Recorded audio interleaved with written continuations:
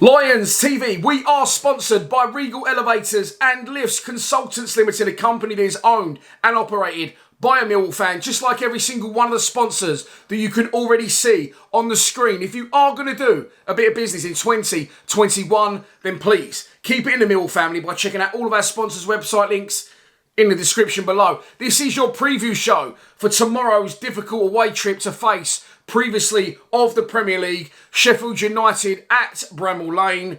Let's have a butchers. So there was no video from me yesterday. I said why and what I wanted to say on social media. If you don't follow us on social media, there's the Instagram. We're on Facebook, Twitter, TikTok for what it's worth. I did put it in the community comments of our YouTube page and I can't bother to cover it again. So let's move on to this game. The one positive that I can take from Saturday is surely now he'll have to change the side. The two biggest culprits in this whole situation for me is, well, it's three. One's Gary Rowett for picking the wrong formation, and aside from that, the two central midfielders, George Evans and George Saville, are absolutely and completely non-fucking existent in football matches. Okay? Here's another problem I've discovered that I've thought about, that I think that I'm right with. I could be wrong. Right, three centre-backs. He's always going to play it, so let's not even bother with saying anything else. The two wing-backs, okay, that's fine. Right, that's fine, two wing-backs. But by playing further up the pitch, one central striker in Benik, who I'm not criticising, I like, but he's hard-working and he wants to go looking elsewhere, which sort of leaves us with no one up front. You've also got two wide men in Jed and Ojo. So the wing-backs can't really be proper wing-backs because they keep running into traffic and Ojo. And what that does is that, and Jed, and that leaves us so light through the middle of the pitch. So light through the middle of the pitch.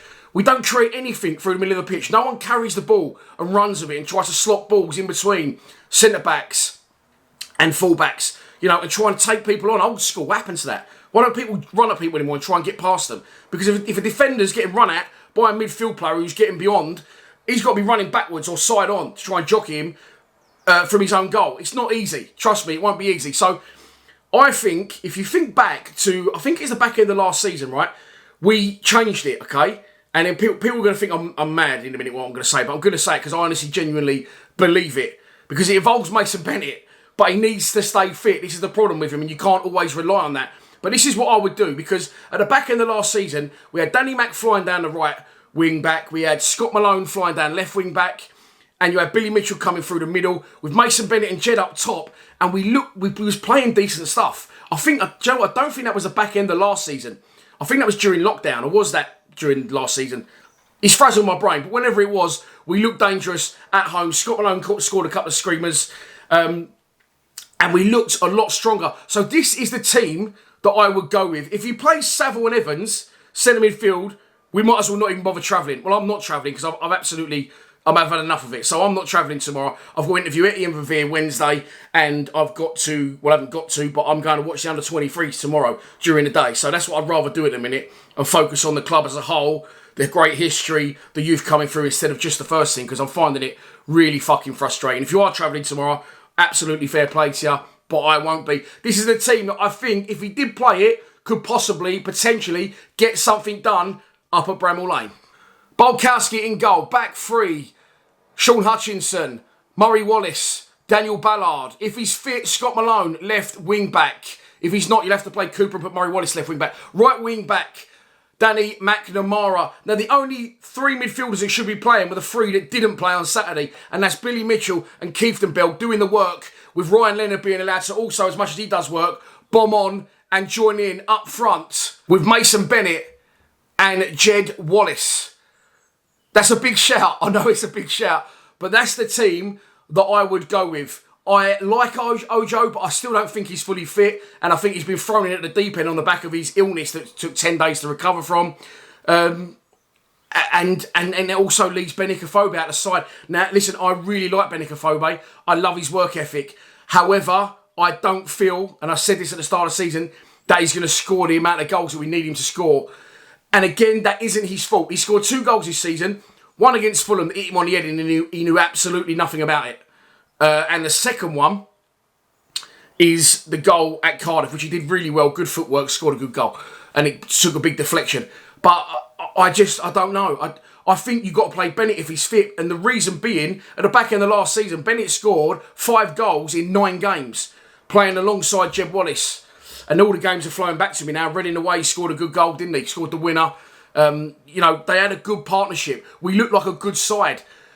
If you've got them two up front playing central and staying central with either Ryan Leonard in behind or whoever you like, with Billy Mitchell and Keith DeBell doing the work, that's a Millwall type side. It's going to be a Millwall type performance. And we're going to have 2 strikers, 3 midfielders. We're going to have a core of a side. We're actually going to have a central core on the pitch instead of 2 wide men here, 2 wide men here, and absolutely fucking no one down the middle. So I think, yes, that's harsh on Afobe because I like him.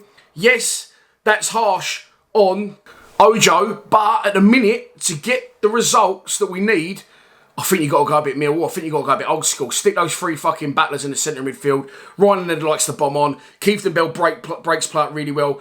Billy Mitchell's got more legs than a road runner and he can also play football. And I think if you did that, I think we'd be in for a real shout tomorrow night at Sheffield United. Jesus Christ, that was a long one. Let's move on to the opposition.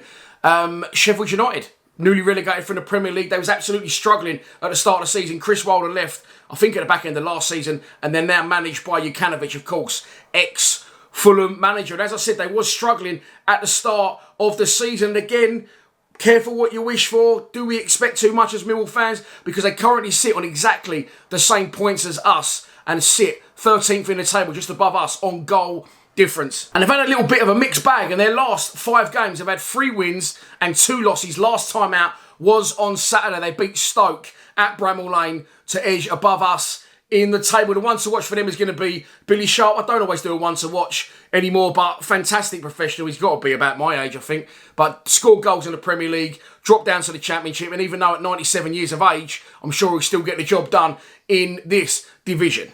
So, this is your pre-match prediction, and here we go. I'm going to go full lead chit here, and I'm going to say about 9 different scorelines because I'm torn. I think that everyone thinks it's going to be an absolute hiding, and I don't think it will be, depending on which side he plays.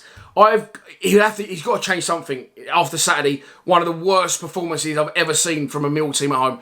Just no kick, bollock and bite, no desire, no Millwallness about it. So he will have to change it, surely. But I don't think it's going to be as bad as for people saying 3-0, 4-0. I don't think that's going to happen. Right? I think it's going to be a very tight game. We always give a better account of ourselves away from home than we do at home.